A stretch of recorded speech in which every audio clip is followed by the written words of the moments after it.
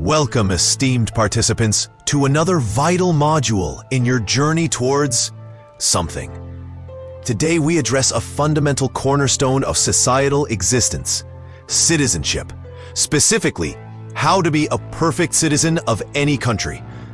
Put aside your charming ideas of civic duty and community spirit. We're here to discuss efficiency, obedience, and the quiet art of becoming an indistinguishable, perfectly functional cog in the grand machinery of the state.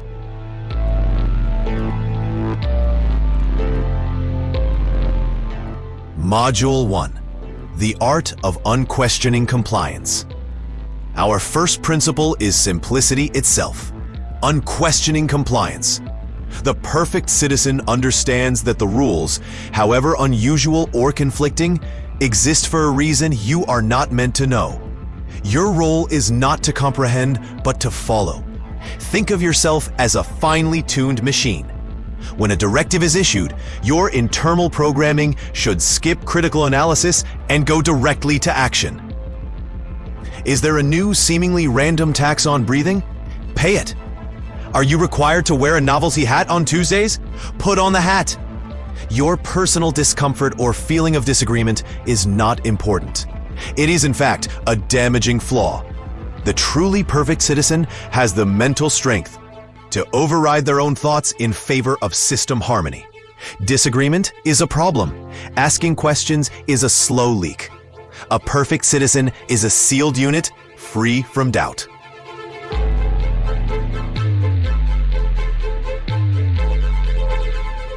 Module 2. Embrace the illusion of choice. Moving swiftly to our second equally critical rule. Embrace the illusion of choice. Many mistaken individuals believe in the democratic idea of personal freedom to act. This is inefficient. The perfect citizen recognizes that true freedom lies in selecting from pre-approved options. Consider your ballot paper. It is not an invitation to new ideas, but a menu. Your job is to select an item from that menu. Do not think about other dishes. Do not try to add ingredients. The choices presented have been carefully selected for your benefit, and indeed for the benefit of the system. To demand more is to show a deep misunderstanding of your role. To believe your single preference to truly change the grand design is not idealism, it is naivete. Use your right to choose, but do so within the set limits. It saves time. It saves resources. It saves the state the trouble of your unique viewpoint.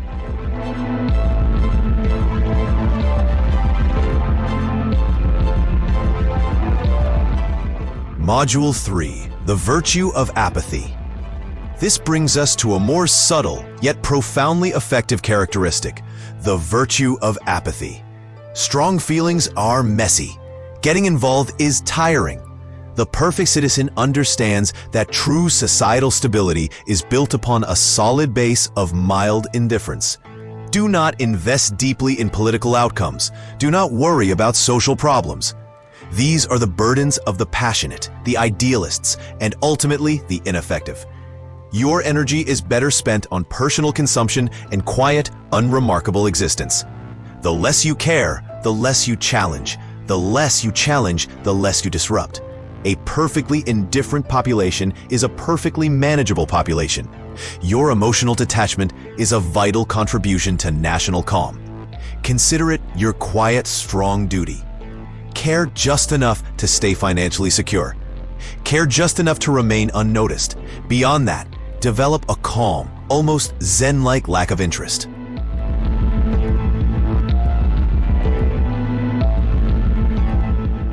Our fourth pillar, maintaining a low profile. The perfect citizen is not a bright light. They are not a center of attention.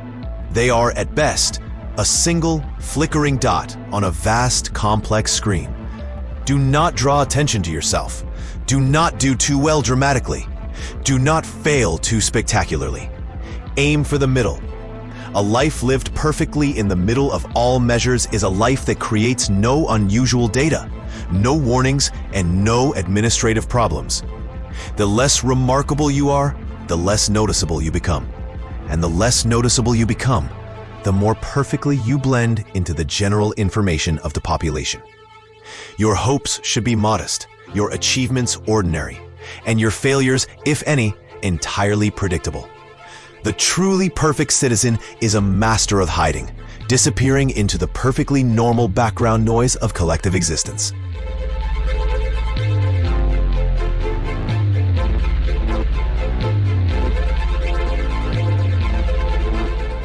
Module 5, the sacred duty of contribution, as defined by others.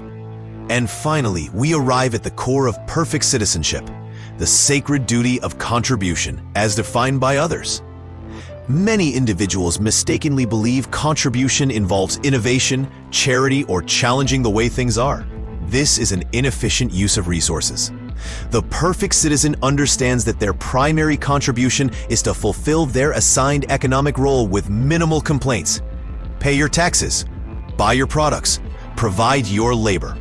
Your role is to fuel the engine, not to question its destination or design. Your creative impulses, your desire to start businesses, your wish for self-fulfillment, these are secondary, if not less important considerations. The nation does not require your genius. It requires your obedience. It does not require your unique vision. It requires your predictable output. Your value is directly related to your ability to fit smoothly into the existing economic framework, generating wealth for the collective, or, more accurately, for the system that manages the collective.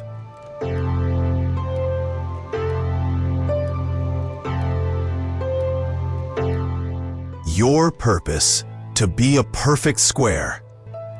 So there you have it, the pure wisdom of ages, presented without the usual soft words or inspiring messages.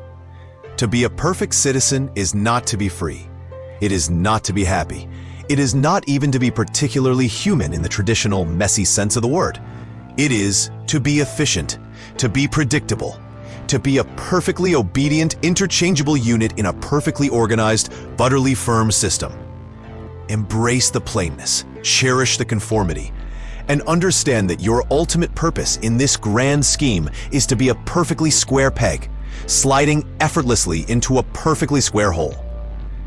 And remember, in the intricate fabric of modern life, the threads that bind are often the ones that limit. The less resistance you offer, the more perfectly you conform. What a truly liberating thought. Like, share, subscribe, and whatever you do, never ever think for yourself.